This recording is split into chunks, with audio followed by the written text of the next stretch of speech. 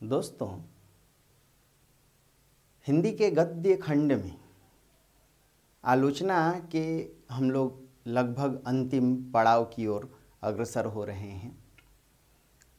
मार्क्सवादी आलोचना और डॉक्टर रामविलास शर्मा जैसे खंड को लेकर दोस्तों एक बात याद रखिएगा कि मार्क्सवादी आलोचना को जानने समझने से पहले एक दो बातें और ज़हन में रखिएगा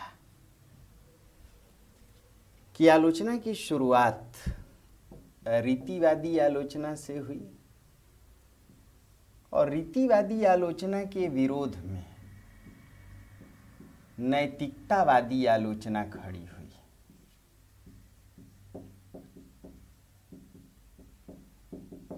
और रीतिवादी नैतिकतावादी आलोचना के विरोध में एक प्रकार से आचार्य शुक्ल की आलोचना दृष्टि,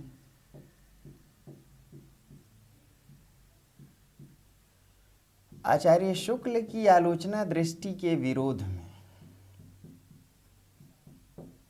छायावादी या स्वच्छंदतावादी आलोचना उत्पन्न हुई। और इस छायावादी और स्वच्छंदतावादी आलोचना के विरोध में मार्क्सवादी आलोचना दृष्टि विकसित हुई।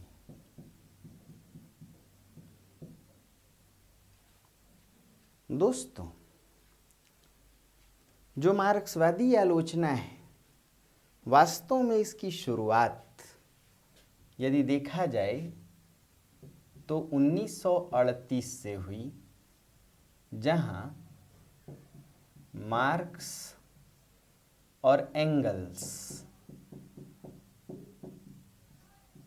के विचारों का एक प्रकार से निबंधात्मक प्रकाशन हुआ या इनके विचारों को एक मैनिफेस्टो के रूप में प्रकाशित किया गया।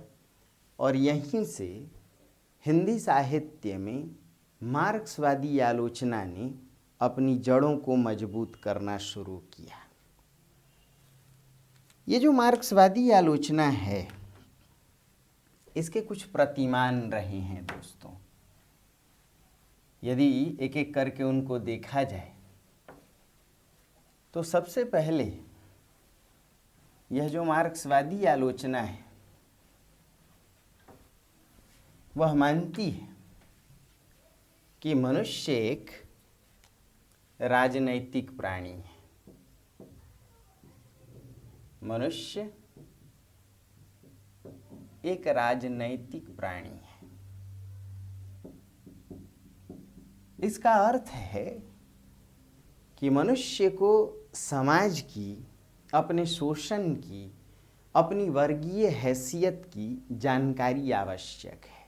इसलिए मार्क्सवादी आलोचना एक प्रकार से मनुष्य को चेतनशील बनाती है, राजनीति के प्रति जागरूक बनाना चाहती है और सामाजिक या अपने शोषण के प्रति उसे एक प्रकार से संघर्ष या वर्ग संघर्ष से जोड़ना चाहती है। दोस्तों, मार्क्सवादी आलोचना की दूसरी बड़ी बात यह है कि मार्क्स ने माना था कि आरंभ से ही मानव सभ्यता का इतिहास वर्गों का इतिहास रहा है। यानी मनुष्य का समाज वर्गों में बंटा हुआ है।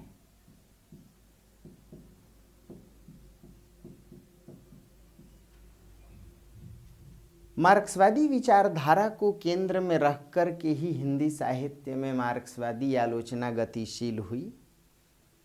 तो फिर तर्क है या मार्क्स के विचारों का आधार लेकर इस आलोचना ने यह भी माना कि यह जो वर्ग है शोषक और शोषित के रूप में रहा है, शासक और शासित के रूप में रहा है। इसे ही वह पूंजीपति और सर्वहारा के रूप में देखता है। दोस्तों, मार्क्सवादी विचारधारा यह मानती है कि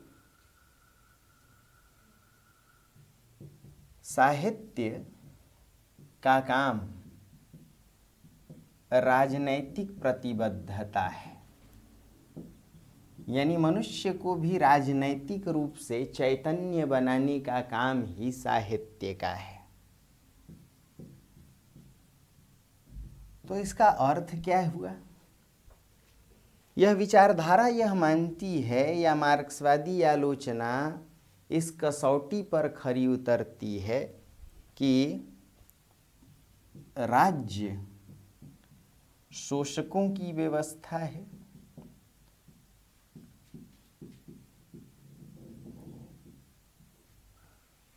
अपने फायदे के लिए ही राज्य का गठन शोषक वर्ग के लोग करते हैं। अर्थात छठी बात, मार्क्सवादी आलोचना राज्य शोषण और व्यवस्था के विरोध में है।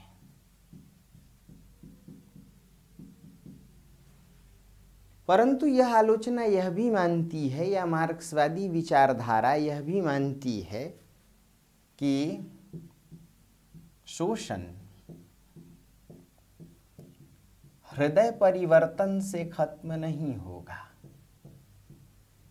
बल्कि व्यवस्था का विरोध या शोषण का अंत यदि किसी रूप में संभव है तो वह है वर्ग संघर्ष से या क्रांति के द्वारा। यानी मार्क्सवादी विचारधारा इस बात पर अटल विश्वास करती है कि शोषण राज्य के द्वारा है, राज्य शोषकों की ही व्यवस्था है, पूंजीपति ही शोषक रहे हैं, यही शासक रहे हैं, इन्हीं के हाथ में उत्पादन के साधन केंद्रित रहे हैं, जबकि सर्वहारा अपने आप में अकिंचन वर्ग है, साधन विहीन वर्ग है, उत्पादन के साधनों के लिए तरसता आया वर्ग है।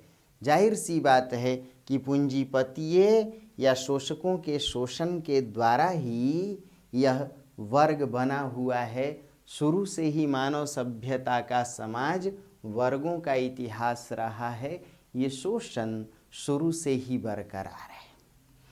लेकिन ऐसा नहीं कि शोषण खत्म नहीं होगा, राज्य की व्यवस्था खत्म नहीं होगी, राजनीति ही इसे खत्म कर सकती है। इसलिए मनुष्य एक राजनैतिक प्राणी है, साहित्य का काम उसे राजनैतिक प्रतिबद्धता देना है, या मनुष्य को राजनैतिक सक्रिय बनाना ही साहित्य का कार्य है।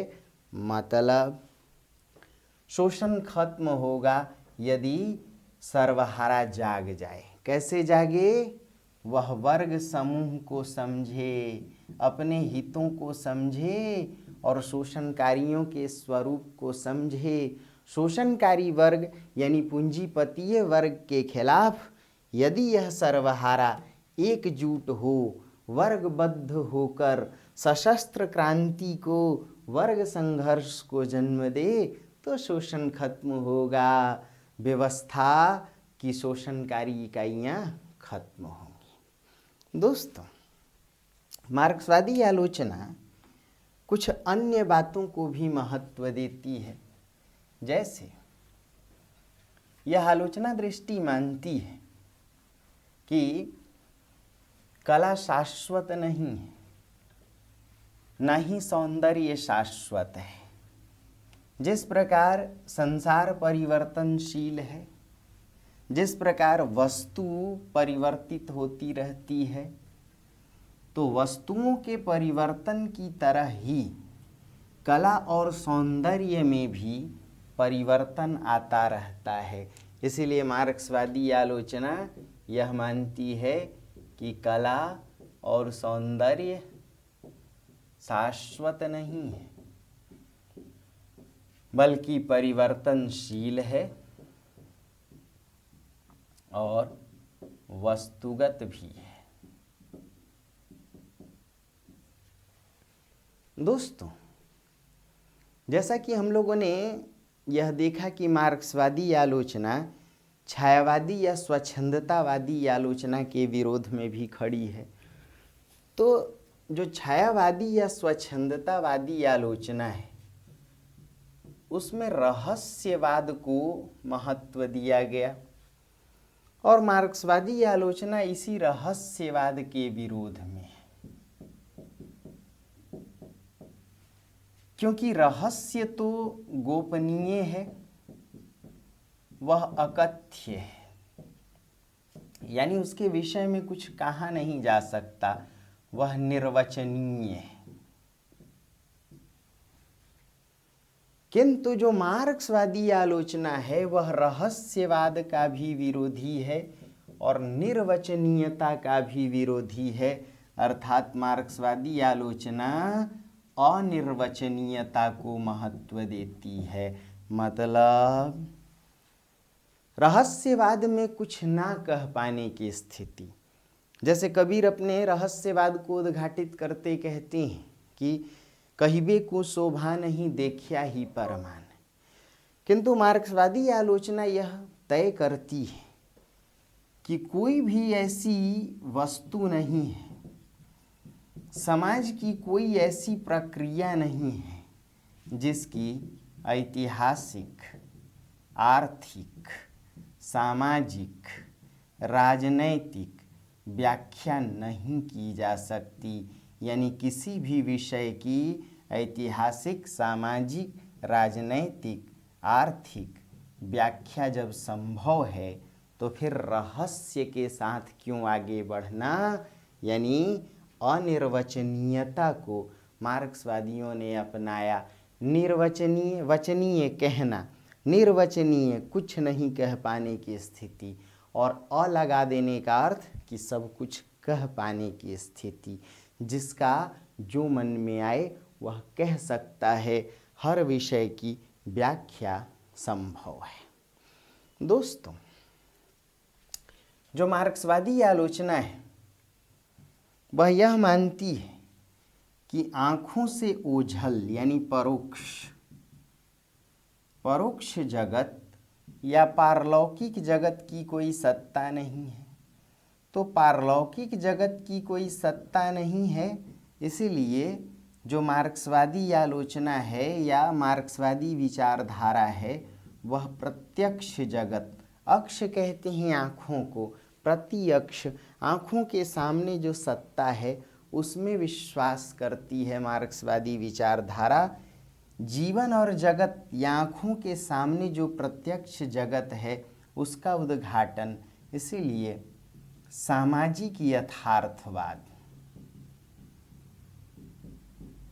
को मार्क्सवादी आलोचना महत्व देती है। मार्क्सवादी विचारधारा इसी यथार्थवाद को महत्व देने के कारण एक प्रकार से जीवन जगत से जुड़ी है और साहित्य में जो मार्क्सवादी आलोचना है वह भी इसी यथार्थवाद को पकड़ती है। दोस्तों, आचार्य रामविलास शर्मा या डॉक्टर रामविलास शर्मा, बात करें मार्क्सवादी आलोचना की तो डॉक्टर रामविलास शर्मा इसके सबसे प्रतिष्ठित आलोचक माने गए या मार्क्सवादी आलोचना के एक प्रकार से आधार स्तंभ माने गए। परंतु मार्क्सवादी आलोचकों की तरह रूढ़िग्रस्त या संकीर्ण मानसिकता, या यूं कहें कि डॉक्टर रामविलास शर्मा कट्टर मार्क्सवादी आलोचक न होकर उदार मार्क्सवादी आलोचक थे। क्यों? क्योंकि इनकी आलोचना दृष्टि अन्य मार्क्सवादियों की तरह नहीं है। यहीं से शुरू करते हैं कि मार्क्सवाद ने या मार्क्सवादी आलोचकों ने तो यह माना कि जो वर्तमान जगत है, आँखों के सामने जो प्रत्यक्ष जगत है, उसी की व्याख्या की जाए, अर्थात मार्क्सवादी विचारधारा अतीत को अविश्वास की दृष्टि से देखती है, अतीत में विश्वास नहीं करती है। किंतु डॉक्टर रामविलास शर्मा ने अतीत को नकारा नहीं। उनकी प्रगतिवादी चेतना, उनकी प्रगतिशील मार्क्सवादी चेतना अतीत से भी जुड़ी हुई है और उन्होंने माना कि बिना परंपराओं को जाने, हम बिना अपने अतीत के मूल्यों को जाने या अतीत की परंपरा को बिना जाने वर्तमान की व्याख्या नहीं कर सकते। हमारी साहित्यिक विरासत या हमारी सामाजिक विरासत या हमारा जातीय गौरव या फिर हमारे जो मूल्य थे अतीत के, उनको जानने के लिए हमारा साहित्य ही नहीं, हमारा धर्मशास्त्र, देखा जाए तो सामाजिक विज्ञान, यहाँ तक कि इतिहास, सब में हमारा गौरव छिपा हुआ है। हम उनसे मुंह मोड़कर अतीत को गाली देने के नाम पर उस अतीत के विरासत की उपेक्षा करके हम वर्तमान के संदर्भों को ठीक ठीक नहीं जान सकते। इसीलिए परंपराओं में डॉक्टर रामविलास शर्मा का अटूट विश्वास है। डॉक्टर शर्मा ने यह माना कि हम जिस साम्यवाद को तलाशने की कोशिश करते हैं, जिस प्रगतिशीलता को तलाशने की कोशिश करते हैं, या फिर जिस सामाजिक चेतना को तलाशने की कोशिश करते हैं, देखा जाए गौर से तो ऋग्वेद जैसे साहित्यों में भी वह उपलब्ध है। फिर हम उसकी उपेक्षा क्यों करें? इसलिए डॉक्टर शर्मा अपनी आलोचना दृष्टि में यह तय करते हैं कि जो मानवीय मूल्य थे वह ऋग्वेद से भी तलाशे जा सकते हैं। उन्होंने स्पष्ट किया कि आज के जो कट्टर मार्क्सवादी आलोचक हैं, उन्हें सिर्फ कबीर की रचनाएं भाती हैं, जबकि डॉक्टर शर्मा ने, रामविलास शर्मा ने यह तय किया कि वाल्मीकि, भवभूति, व्यास, कालिदास और यहाँ तक कि तुलसीदास की रचनाओं में भी यह प्रगतिशील चेतना उद्घाटित है। कट्टर मार्क्सवादियों ने कबीर की तो सराहना की, लेकिन तुलसीदास का विरोध किया। और तब डॉक्टर रामविलास शर्मा कहते हैं कि तुलसीदास के साहित्य में जो जातीय गौरव है, जो समन्वयवादी चेतना है, वह कहीं और नहीं दिखाई पड़ती। जो लोग तुलसी का विरोध कुछ एक पदों के आधार पर करते हैं, वास्तव में उन्होंने तुलसी को पूरी तरह पढ़ा नहीं है। इसलिए डॉक्टर शर्मा का तर्क है कि तुलसीदास की संपूर्ण रचना दृष्टि को जानकर ही इनके बारे में निर्णय लिया जा सकता है कि किस प्रकार तुलसी की चेतना प्रगतिशील रही है, मानवतावादी रही है, समन्वयवादी रही है। उनकी रचना में जातीय गौरव है, जातीयता है भाषा को लेकर के। डॉक्टर शर्मा ने जाति का अर्थ उस मानव समुदाय से लिया जिसे आज की भाषा में हम नेशन या राष्ट्र कहते हैं। अर्थात हिंदी भाषा को ही जातीयता से जोड़ा और हिंदी राष्ट्र को ही जातीय गौरव के रूप में देखा। और तब यह कहा कि यदि तुलसी के साहित्य में भी संपूर्ण मानव जाति के कल्याण की बात है, संपूर्ण राष्ट्र के उत्थान की बात है, वहाँ कोई बड़ा और कोई छोटा जैसा भाव नहीं है। जहाँ सिया राम में सब जग जानी का भाव है, जहाँ तुलसी ममता राम सो समता सब संसारू का भाव है, जहाँ समता है, जहाँ साम्य है, तो भला ऐसे तुलसीदास की रचना को किस आधार पर उपेक्षित मान लिया जाए और क्यों तुलसी को प्रतिक्रियावादी मान लिया जाए।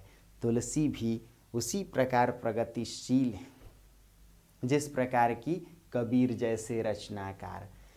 दोस्तों, जाहिर सी बात है कि डॉक्टर रामविलास शर्मा ने उन मूल्यों को पहचानने की कोशिश की जो मानव के शोषण का विरोध करते हों। इसलिए उन्होंने लिखा भी कि जो साहित्य शोषण और उत्पीड़न को छिपाता है वास्तव में वही प्रतिक्रियावादी है, किंतु जिस साहित्य में शोषण का विरोध हो, उत्पीड़न को प्रकट करने का भाव है, वही साहित्य श्रेष्ठ है और वही मानवतावादी है। उन्होंने तर्क दिया कि कोई भी साहित्य तभी श्रेष्ठ हो सकता है यदि साहित्यकार संवेदनाओं से परिचित हो, अनुभूतियों से परिचित हो। कोई भी साहित्य तभी श्रेष्ठ हो सकता है जब साहित्यकार को सामाजिक परिवेश की समझ हो। कोई भी साहित्य तभी श्रेष्ठ हो सकता है जब उसका साहित्यकार या रचनाकार अपने पात्रों के प्रति घृणा का भाव और सहानुभूति का भाव सामंजस्य के साथ रखे। यानी जिस पात्र से घृणा की जाए किसी मुद्दे पर, तो रचनाकार घृणा भी प्रदर्शन करे, और यदि उसके प्रति सहानुभूति रखने का भाव हो जहाँ ऐसे बिंदु हों तो वह सहानुभूति भी रखे। और फिर कहते हैं डॉक्टर शर्मा कि साहित्य वही श्रेष्ठ है जिसमें रचनाकार का एक रचनात्मक दर्शन हो। रचनाकार का क्या हो? एक रचनात्मक दर्शन हो। अर्थात पहली बात, डॉक्टर रामविलास शर्मा अन्य कट्टर मार्क्सवादियों की तरह प्रगतिशील या मार्क्सवादी आलोचक नहीं। शुक्लोत्तर आलोचना धारा में, यानी आचार्य शुक्ल की के पश्चात की जो आलोचना परंपरा विकसित हुई, उसमें स्वच्छंदतावादी आलोचना, मार्क्सवादी आलोचना, नई समीक्षा। रामविलास शर्मा जी मार्क्सवादी आलोचना से जुड़े हैं किंतु कट्टर मार्क्सवादी नहीं हैं। इन्होंने अन्य मार्क्सवादियों की तरह तुलसी का विरोध नहीं किया। इन्होंने अन्य मार्क्सवादियों की तरह अतीत का विरोध नहीं किया। इन्होंने अन्य मार्क्सवादियों की तरह धर्म का भी विरोध नहीं किया। कहीं ना कहीं इन्होंने माना कि जो अतीत में विरासत के मूल्य हैं, जो हमारे अतीत की कोई समृद्धि है, हम उन मूल्यों का ठीक से गहन अध्ययन करके ही वर्तमान का निर्णय ले सकते हैं। अंग्रेजों ने हमारा शोषण किया, शर्मा जी का तर्क था, तो इसका एक आधार था कि उन्होंने हमारे अतीत के मूल्यों को, हमारी विरासत को तहस नहस करने की कोशिश की थी। इसीलिए मार्क्सवादी आलोचकों ने ही डॉक्टर रामविलास शर्मा पर यह आरोप लगाया कि यह एक प्रकार से पुनरुत्थानवादी आलोचक हैं या पुनरुत्थानवादी साहित्यकार हैं। जिस प्रकार पुनरुत्थानवादियों ने अतीत को श्रेष्ठ मानकर साहित्य में उन मूल्यों को पहचानने की कोशिश की, उसी प्रकार मार्क्सवादी आलोचकों ने ही मार्क्सवादी डॉक्टर रामविलास शर्मा पर यह आरोप लगाया कि ये पुनरुत्थानवादी रहे।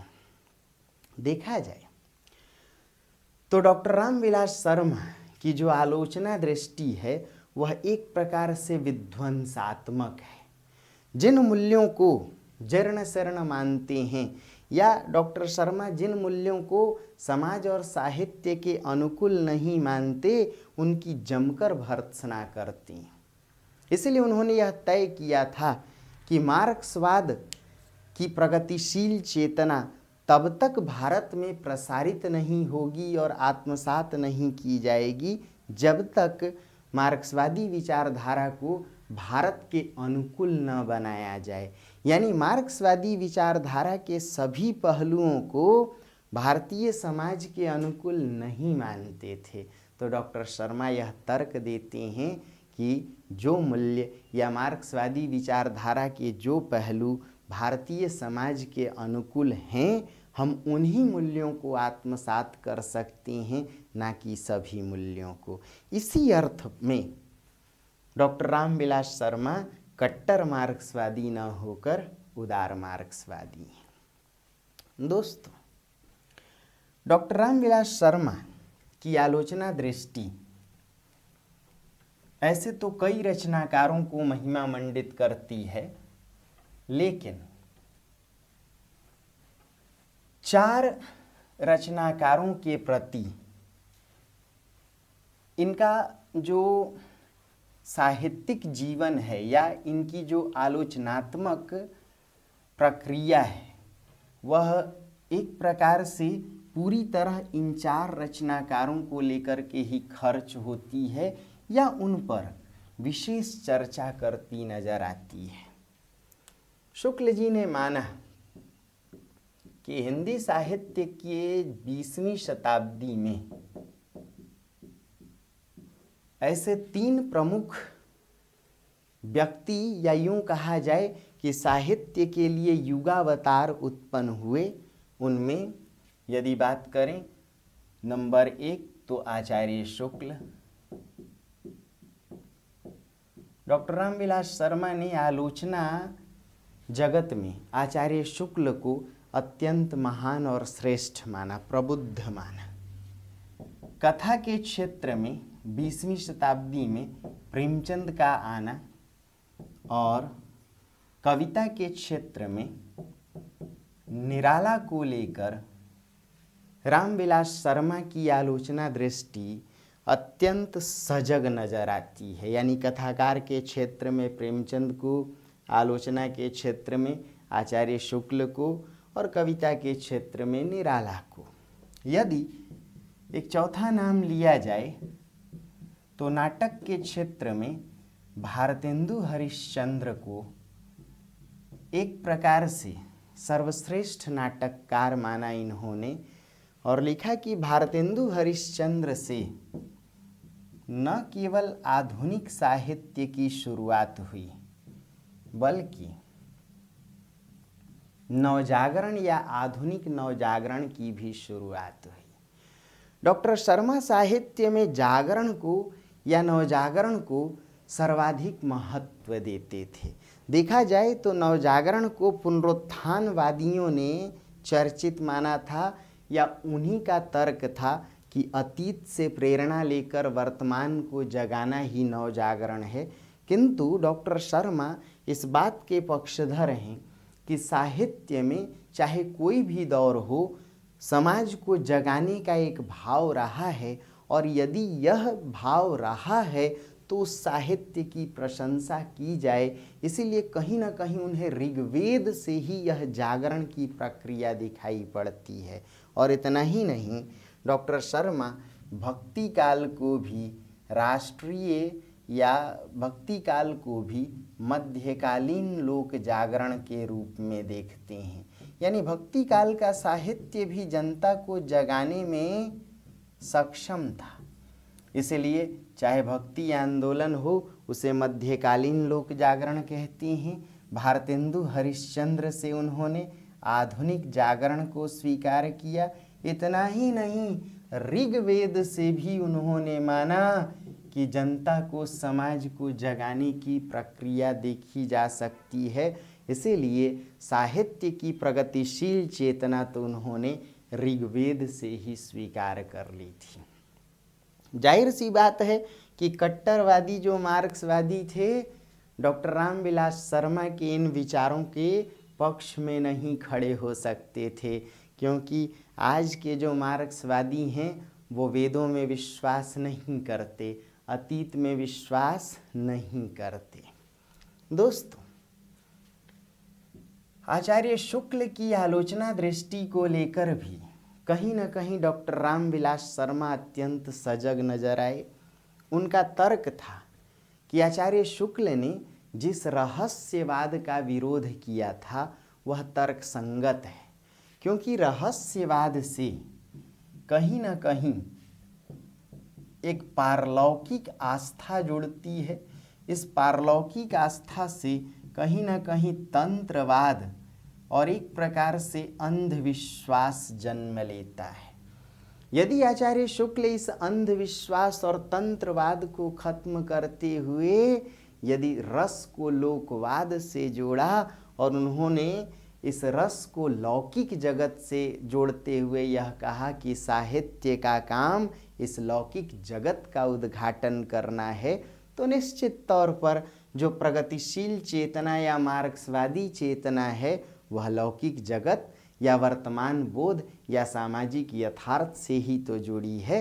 अर्थात आचार्य रामचंद्र शुक्ल ने कहीं न कहीं अपनी आलोचना दृष्टि में सामाजिक यथार्थ को पकड़ने की कोशिश की, लौकिक जगत को पकड़ने की कोशिश की। समझिएगा, आचार्य रामचंद्र शुक्ल ने क्या कहा था कि साहित्य में रस कैसा हो, लोकवादी हो, और उस रस का उद्देश्य क्या हो, लोक मंगल साधना।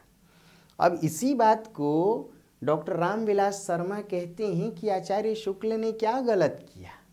उन्होंने यदि साहित्य के रस को, साहित्य की अनुभूति को लौकिक माना, जीवन और जगत से जोड़ करके देखा, तो भाई प्रगतिशील चेतना या मार्क्सवादी चेतना भी तो यही मानती है कि पारलौकिक रहस्यवाद से मुक्त होकर लौकिक जगत के सामाजिक यथार्थवाद से रूबरू होना चाहिए। आचार्य शुक्ल ने भी कहीं न कहीं रहस्यवाद का विरोध करके एक प्रकार से पारलौकिक तंत्रवाद, अंधविश्वास को खत्म करते हुए लौकिक यथार्थ को उभारने की कोशिश की। दोस्तों, प्रेमचंद को छायावादी आलोचकों ने, जैसे डॉक्टर नंदुलारे वाजपेयी और देखा जाए तो डॉक्टर नागेंद्र, दोनों ने, आचार्य नंदुलारे वाजपेयी और डॉक्टर नागेंद्र, ये दोनों छायावादी आलोचक थे, स्वच्छंदतावादी आलोचक थे। इन दोनों ने दोयम दर्जे का रचनाकार माना था, बी ग्रेड का रचनाकार कहा था। इनका साहित्य स्वदेश्य मूलक है। किंतु डॉक्टर रामविलास शर्मा को प्रेमचंद दोयम दर्जे के रचनाकार, कथाकार नहीं बल्कि शोषित पीड़ित मानवता के कथाकार नजर आते हैं। किसे? डॉक्टर रामविलास शर्मा को। और तब इनकी रचनाओं पर कई प्रकार की चर्चा करते हैं। गोदान पर लिखते हैं कि गोदान की केंद्रीय समस्या ऋण की समस्या है। कहते हैं होरी जैसे किसानों को कर्जखोरों ने, मुनाफाखोरों ने, महाजनों ने कर्ज और सूद की ढरकी पिलाकर पाला था। डॉक्टर रामविलास शर्मा लिखते हैं गोदान के विषय में, यह चर्चा है उनकी कि प्रेमचंद का चाहे कोई भी साहित्य हो, प्रेमचंद की कोई भी रचना हो, बेशक उसमें भावनात्मक राष्ट्रीयता नहीं है। आप बेशक प्रेमचंद की रचनाओं के पात्रों को स्वाधीनता आंदोलन में प्रत्यक्ष तौर पर सहभागी न देखें, किंतु प्रेमचंद की रचनाओं में स्वाधीनता आंदोलन की जो झलक दिखाई पड़ती है या औपनिवेशिक शोषण का जो प्रतिबिंब दिखाई पड़ता है वह कहीं और नहीं है। इसलिए डॉक्टर रामविलास शर्मा को प्रेमचंद की रचनाएं अपने युगीन जीवन का प्रतिबिंब जान पड़ती हैं। शोषित पीड़ित मानवता की कथा कहने वाले प्रेमचंद को शोषित पीड़ित मानवता का कथाकार मानते हैं रामविलास शर्मा। दोस्तों, डॉक्टर रामविलास शर्मा ने निराला को तुलसी के बाद सबसे श्रेष्ठ कवि के रूप में देखा।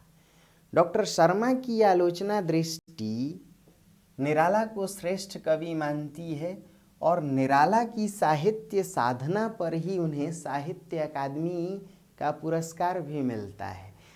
उन्होंने कहा कि निराला की रचनाएं न केवल व्यक्ति जीवन की पीड़ा को उद्घाटित करती हैं बल्कि समाज की पीड़ा को भी उद्घाटित करती हैं। इसलिए निराला की कविता में सिर्फ वर्तमान की समस्या ही नहीं है बल्कि शाश्वत समस्याएं झांकती नजर आती हैं।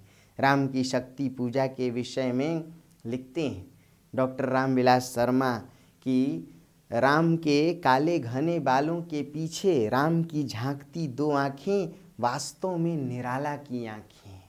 डॉक्टर रामविलास शर्मा कहते हैं कि युद्ध चित्रण के बहाने या एक युद्ध गीत के बहाने यह रचना शाश्वत मूल्यों की स्थापना करती है। और फिर कुकुरमुत्ता के विषय में लिखते हैं डॉक्टर शर्मा कि कुकुरमुत्ता में जो कुकुरमुत्ता है वह आज का लुच्चा सर्वहारा है। वास्तव में उसकी दृष्टि मार्क्सवादी दृष्टि नहीं है, यह तो क्रांति और वर्ग संघर्ष का रास्ता छोड़कर अराजकता फैलाने वालों की दृष्टि है। इसीलिए कुकुरमुत्ता कविता में जो कुकुरमुत्ता है वह असभ्य है, फूहड़ है, बड़बोला है। उसे वह सर्वहारा नहीं मानते बल्कि लुच्चा सर्वहारा मानते हैं जो समाज में अराजकता फैलाए। आप समझ सकते हैं कि कहीं ना कहीं डॉक्टर रामविलास शर्मा इस बात के पक्षधर थे कि मार्क्सवाद को पूरी तरह से या मार्क्सवादी सभी विचारों को भारतीय समाज में नहीं अपनाया जा सकता है। हम मार्क्सवाद को भारतीय समाज के अनुकूल पाकर ही इसका प्रसार प्रचार अपने समाज में कर सकते हैं। इसलिए दोस्तों, बड़बोलेपन को या फूहड़ता को या गाली देने को या अपने विरासत को भूल जाने को, अपने अतीत को कोसने को रामविलास शर्मा मार्क्सवादी विचारधारा नहीं मानते हैं। उनका तर्क था, उनका कहना था कि हम अपने अतीत से परिचित होकर, अपनी समृद्धि को जानकर, अपने साहित्यिक विरासत को पहचान करके ही प्रगतिशीलता की तलाश कर सकते हैं। इसीलिए उनका ध्यान सिर्फ हिंदी साहित्य पर नहीं बल्कि संस्कृत साहित्य पर भी है, बंगला साहित्य पर भी है, अंग्रेजी साहित्य पर भी है। आपको जान करके हैरत हो कि डॉक्टर रामविलास शर्मा अंग्रेजी से एमए और अंग्रेजी से ही पीएचडी थे और हिंदी में इतनी पकड़। दोस्तों, डॉक्टर रामविलास शर्मा इस बात के भी पक्षधर थे कि सिर्फ साहित्य जगत की व्याख्या करके हम अपने समाज को नहीं समझ सकते। इसलिए इतिहास, साहित्य, कला, विज्ञान सबकी व्याख्या को सर्वांगीण विकास के लिए या प्रगतिशील चेतना के लिए आवश्यक मानते थे। डॉक्टर रामविलास शर्मा अन्य इतिहासकारों की तरह यह नहीं मानते कि आर्य भारत से आए थे, बल्कि देखा जाए तो साहित्य के साथ साथ इतिहास पर भी इनकी अत्यंत मजबूत पकड़ थी। इन्होंने माना कि आर्य भारत से ही विदेशों में प्रसारित हुए और भारत की संस्कृति ही कई रूपों में विदेशों में प्रसारित हुई। यानी आर्य संस्कृति का प्रसार डॉक्टर रामविलास शर्मा इस अर्थ में देखते थे कि भारत से विदेशों में आर्य संस्कृति प्रसारित हुई। भाषा को लेकर के डॉक्टर शर्मा की यह स्पष्ट राय थी। उन्होंने माना कि भाषा समाज की जातीयता है, भाषा मनुष्य से भी अधिक प्रखर है, संवाद की वह एक शक्ति है जो प्राणवान बनी रहती है और युगों युगों तक जीवित रहती है। माना इन्होंने कि मनुष्य से कहीं अधिक जीवंत ध्वनि शास्त्र है, क्योंकि ध्वनियाँ भाषा को संकलित करती हैं और भाषा को जातीयता से जोड़ती हैं। मनुष्य से मनुष्य का संप्रेषण, मनुष्य के भावों और विचारों का संप्रेषण यदि भाषा है तो किसी समाज की पहचान उसकी भाषा ही है। दोस्तों, डॉक्टर रामविलास शर्मा की आलोचना दृष्टि के और भी कई सशक्त पहलू रहे हैं, कई मुख्य बातें रही हैं, लेकिन परीक्षा की दृष्टि से यही बातें आपके लिए आवश्यक हैं। इनको ढंग से सुन करके लिख लीजिए, तैयार कीजिए। मिलते हैं अगली कड़ी में, तब तक ढेर सारी शुभकामनाएं। नमस्ते दोस्तों।